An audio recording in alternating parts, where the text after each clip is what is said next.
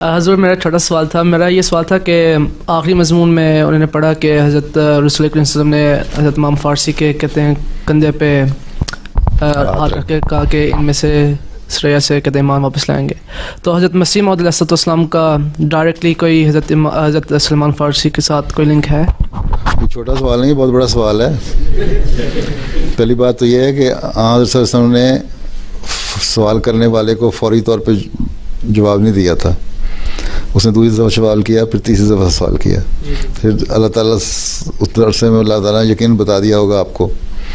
तो आपने बताया कि इनमें से मुराद ये है कि वो सारे अरब बैठे हुए थे और वो एक शख्स था जो नॉन अरब था, हैं?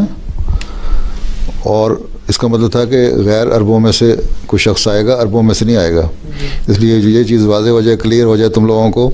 उन सहाबा को बताना चाहते थे कि अपने अरबों में से ना तलाश करते रहना, वो गैर अरब होगा।